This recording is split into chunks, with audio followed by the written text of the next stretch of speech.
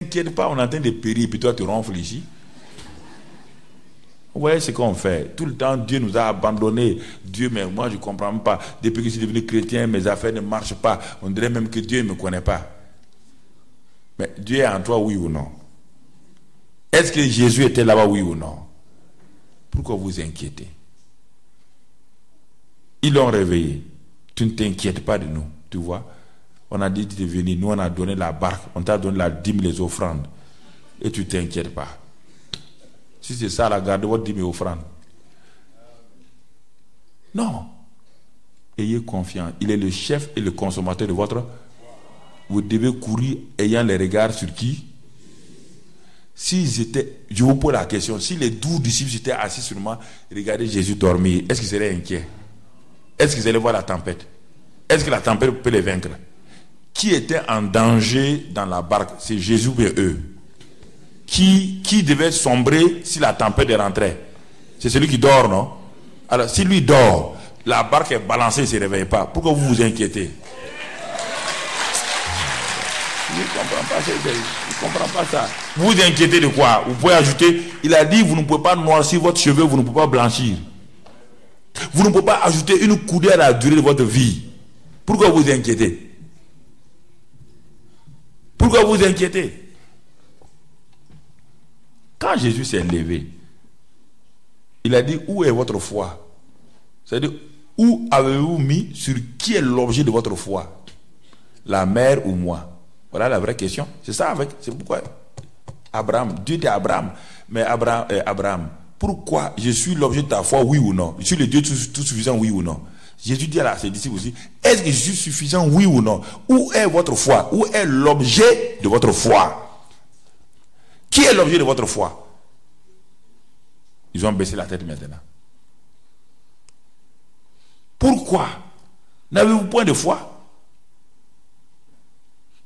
L'objet de votre foi est couché. C'est lui, il est couché devant vous. Au lieu de le regarder, vous regardez à la tempête. Et Jésus s'est levé. Il a dit à la tempête, calme-toi. Il a dit au vent, la mer s'est calmée. Et voilà la phrase qu'ils ont dite. Qui est celui-ci à qui les vents... Donc, si des gens qui étaient avec Jésus plus de 2 ans ne le connaissent pas, et vous? Depuis 2 ans, ils sont avec Jésus. Il dit, mais maintenant, il dit, qui est celui-ci? Ah, donc vous ne me connaissez pas? Il dit, ah, c'est aujourd'hui qu'on va... C'est pourquoi Abraham a marché 24 ans, il ne connaissait pas Dieu. Dieu lui dit, Abraham, je suis le Dieu tout suffisant. Tu ne me connais pas encore, hein? On n'a pas besoin de m'aider. On ne m'aide pas. N'essayez pas de l'aider. Si Dieu vous a dit de faire quelque chose, faites-le. Dieu pourvoira. Écoutez, frères, n'essayez pas. Toutes nos conférences, toutes nos conventions, nous n'avons jamais demandé de l'argent à quelqu'un. On le demande expressément parfois pour donner à un orateur qui a besoin, sinon jamais. Si vous venez à nos conférences, Dieu m'a dit, si moi, je te dis, toi tu dis à un maçon de venir construire ta villa, qui donne l'argent, le maçon ou bien celui qui a commandé? Alors, le maçon fait quoi? Le maçon se rend chaque jour au travail, oui ou non? Les briques vont venir, le ciment vient, le sable vient, oui ou non? Est-ce que tu as déjà vu un maçon qui arrive sur le chantier, il dit, ah, aujourd'hui, patron, je ne sais pas, il faut nous aider. Il n'y a pas de ciment. Oh. Oui. Est-ce qu'il fait ça? Tu le renvoies automatiquement. Ça dépend de toi. C'est moi qui donne le ciment. Pourquoi? Dis-moi que le ciment est fini. Pourquoi vous inquiétez?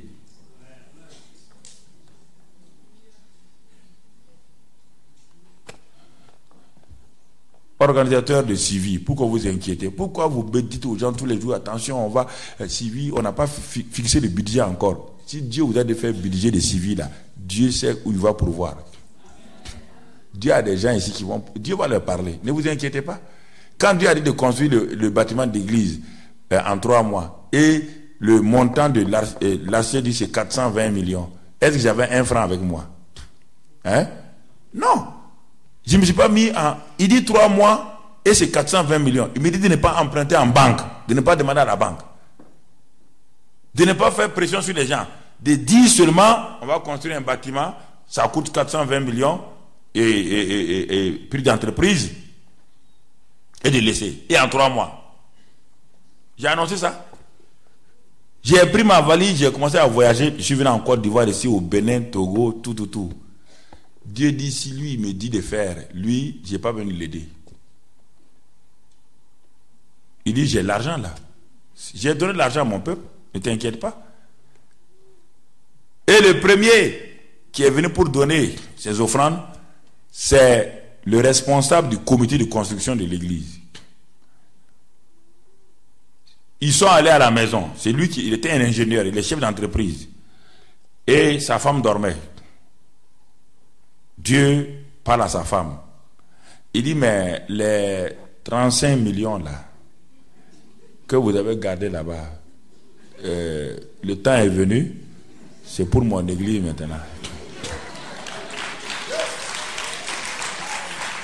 Et je ne suis pas au courant qu'ils ont 35 millions, rien. Le lendemain matin, le monsieur et sa femme viennent dans mon bureau. Il dit, pasteur, Dieu nous a parlé. Il dit, mais Dieu parle toujours. Et si Dieu parle, il faut obéir. Hein? Il dit, Dieu nous a dit qu'on doit donner 35 millions.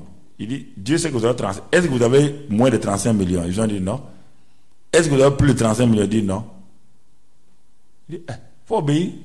Il est venu déposer 35 millions. Un autre vient me dire, Dieu m'a dit de tous les équipements là, tous les équipements, radio, c'est tous les équipements, même les appareils, ça fait combien? Il a dit, c'était autour de 60-75 millions. Il a dit, Dieu m'a dit de faire ça. Donc, les chrétiens, tous les chrétiens, même celles, les mamans, les vieilles mamans, et Dieu a commencé à opérer comme cela. Moi, je n'ai pas demandé. Et ce sont nos chrétiens qui ont construit les bâtiments. On n'a pas pris une entreprise, ce sont nos chrétiens.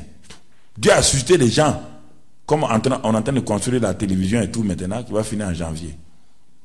Ce sont nos chrétiens. Les mamans préparaient. Il dit, j'ai pas de l'argent, mais préparez de la soupe, venez donner aux maçons à midi, sur le chantier. En 3 mois, le bâtiment était fini, sans dette, sans rien. Sans rien. Tout était fini.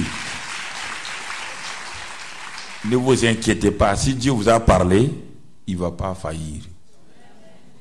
Vous avez assez entendu que Civi 2007 a coûté 8 millions, qu'on a vidé les caisses de l'église pour faire Civi 2000. On ne doit plus répéter ça ici encore. C'est l'incrédulité qui va faire répéter ça. Celui qui vient répéter ça ici, là, il est incrédule. S'il y a un incrédule, il n'a qu'à dire ça encore. S'il y a un incrédule dans les autres, si vous venez vous arrêtez parler de Civi 2007 encore, qui manque tant en temps, ça veut dire que vous ne croyez même pas en Dieu. Vous êtes disqualifié. Si Dieu n'est pas capable, après que vous avez, la foi vient de ce qu'on entend. Vous avez entendu tous les enseignements. Si Dieu ne vous a pas parlé, il y a des gens qui sont en train de lutter. Dieu a dit de Dieu donner 3 millions. Tu es là. Tu es en train de lutter. Tu as dit, tu as préparé ça. L'entrepreneur qui a donné 35 millions là, il est devenu milliardaire. Vous entendez?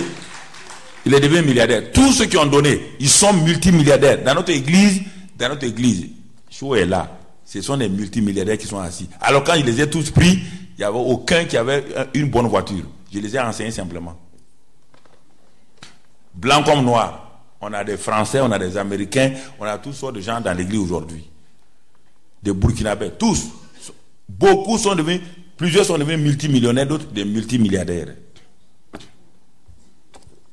Comprenez? Parce qu'ils ont obéi simplement. Vous êtes en train de lutter avec 3 millions. Depuis avant-hier, Dieu vous a donné 3 millions. Vous êtes en train de lutter. Et toi, Dieu t'a donné 1,5 million. Tu es en train de lutter. Toi, tu es 500 000 là. Il faut amener. Vous êtes en train de, vous luttez pour rien. Ce n'est pas la répétition qui va vous gagner. Les gens sont en train de lutter. Certains ne veulent même plus entendre, c'est ça là. Mais ton cœur a fait gougou. Il faut donner, mon ami. Le soir, demain, Abraham va se tenir là. Fais ton enveloppe ferme. Viens dire, Abraham, moi je obéis à Dieu. Voilà mes 3 millions là. Voilà mes 500 000 là. Voilà mes 1,5 million là. Viens donner. Il saura que ce qu'on dit là est la vérité. faut pas fermer ta... Maintenant, tu es silencieux.